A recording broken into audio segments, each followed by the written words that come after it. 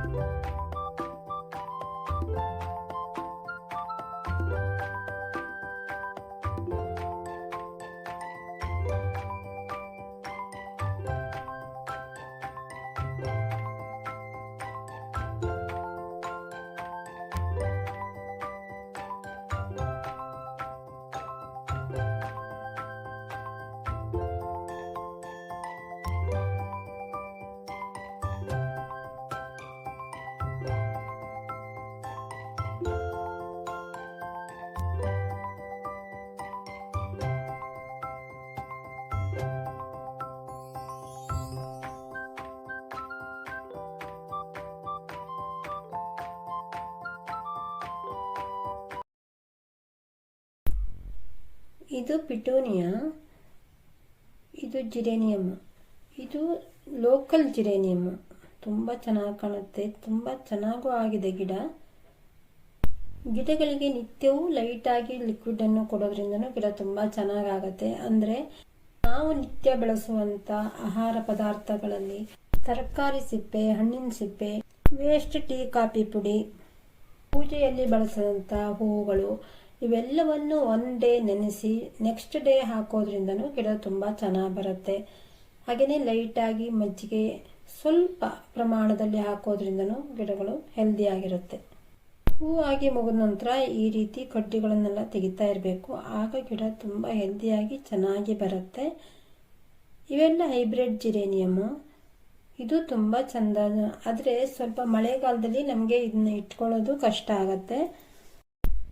ಯಾವುದೇ ಪಾಟಿನ ಬುಡದಲ್ಲಿ ಈ ರೀತಿಯಾಗಿ ಮಣ್ಣು ಮಾತ್ರ ಇದ್ದಾಗ ಏನಾದರೂ ಮಲ್ಚಿಂಗ್ ಮಾಡಬೇಕು. ಈ ರೀತಿ ತೆಂಗಿನ ನಾರಿನಿಂದ ಅಥವಾ ಒಣಗಿದ ಎಲೆ, ರಟ್ಟಿನ ಪೀಸಸ್ಸು, ವೇಸ್ಟ್ ಪೇಪರ್ಸು, ಹಳೆಯದಾದ ಅಡಿಕೆ ಚಾಲಿ ಸಪ್ಪೆಗಳನ್ನು ಯಾವುದೇ ವಸ್ತುವನ್ನಾದರೂ ಹಾಕಿ ಮಲ್ಚಿಂಗ್ ಮಾಡೋದ್ರಿಂದ ಗಿಡ ತುಂಬ ಚೆನ್ನಾಗಿ ಬರುತ್ತೆ. ಅಥವಾ ಈ ರೀತಿ ಕಸವನ್ನು ಸಹ ಹಾಕಿ, ಅಂದರೆ ಹುಲ್ಲು ಕಡ್ಡಿಗಳೆಲ್ಲ ಇರುತ್ತಲ್ಲ ಅಂತಹ ಕಸಗಳಿದು. ಹೀಗೆ ಮಲ್ಚಿಂಗ್ ಮಾಡೋದ್ರಿಂದ ಗಿಡಗಳು ಹೆಲ್ದಿಯಾಗಿರುತ್ತೆ. ಅಂದರೆ ಬಿಸಿಲಿನ ತಾಪಕ್ಕೆ ಗಿಡಗಳು ಹಾಳಾಗಲ್ಲ. ಪಾಟಿಗೆ ಫುಲ್ ಮಣ್ಣನ್ನು ಹಾಕಬಾರ್ದು, 1 ಇಂಚ್ ಅಥವಾ 2 ಇಂಚು ಕಡಿಮೆ ಮಣ್ಣನ್ನು ಹಾಕಿಕೊಂಡು ನಾವು ಈ ರೀತಿ ಮಲ್ಚಿಂಗ್ ಮಾಡೋದು ಉತ್ತಮ. ಹೀಗೆ ಮಲ್ಚಿಂಗ್ ಮಾಡೋದ್ರಿಂದ ಪಾಟಲ್ಲಿರುವಂಥ ಮಣ್ಣು ಗಟ್ಟಿ ಆಗಲ್ಲ, ಆಗ ಗಿಡ ಚೆನ್ನಾಗಿ ಬೆಳೆಯುತ್ತೆ. ಇವೆಲ್ಲ ಸ್ಟಾರ್ ಫ್ಲವರ್ಸು. ನಮ್ಮಲ್ಲಿ ಒಂದು 6 ಇಂದ 7 ಕಲರ್ಸ್ ಇದೆ, ತುಂಬ ಚೆನ್ನಾಗಿ ಕಾಣುತ್ತೆ. ಇದು ಎನಿ ಟೈಮ್ ಹೂವಿರುತ್ತೆ. ನೀರ್ಸೊಣೆ ಗಿಡದ ಥರನೇ ಇದು ಯಾವಾಗಲೂ ಹೂವಿರುತ್ತೆ.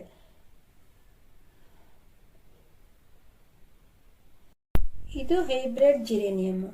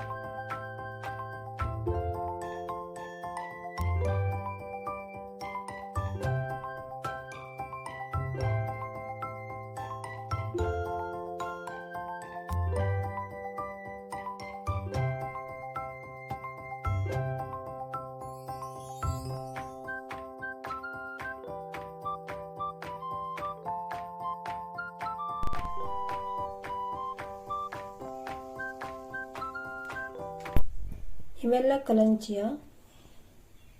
ಕಲಂಚಿಯ ಈ ಟೈಮಲ್ಲಿ ತುಂಬ ಚೆನ್ನಾಗಿ ಕಾಣುತ್ತೆ. ಇನ್ನಷ್ಟು ಗಿಡಗಳು ನಮ್ಮಲ್ಲಿ ಇನ್ನೂ ಹೂವಾಗಿಲ್ಲ, ಕೆಲವೇ ಗಿಡಗಳು ಮಾತ್ರ ಹೂವಾಗಿದೆ.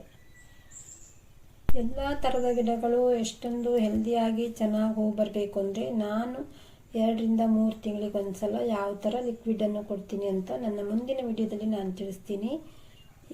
ಯಾರಾದರೂ ಸಬ್ಸ್ಕ್ರೈಬ್ ಮಾಡದೇ ಇದ್ದರೆ ಇನ್ನೊಂದ್ಸಲ ಸಬ್ಸ್ಕ್ರೈಬ್ ಮಾಡ್ಕೊಳ್ಳಿ. ಈವರೆಗೆ ಸಬ್ಸ್ಕ್ರೈಬ್ ಮಾಡಿದಂಥ ಪ್ರತಿಯೊಬ್ಬರಿಗೂ ನನ್ನ ಧನ್ಯವಾದಗಳು. ಈ ವಿಡಿಯೋ ಚೆನ್ನಾಗಿದೆ ಅನಿಸಿದರೆ ನಿಮ್ಮ ಫ್ಯಾಮಿಲಿ ಆ್ಯಂಡ್ ಫ್ರೆಂಡ್ಸಿಗೂ ಶೇರ್ ಮಾಡೋದನ್ನು ಮರಿಬೇಡಿ. ಹಾಗೆಯೇ ಒಂದು ಲೈಕ್ ಮಾಡಿ.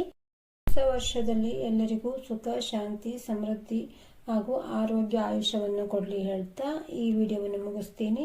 ಈವರೆಗೆ ವಿಡಿಯೋವನ್ನು ಪೂರ್ತಿಯಾಗಿ ನೋಡಿದ್ದಕ್ಕೆ ಧನ್ಯವಾದಗಳು.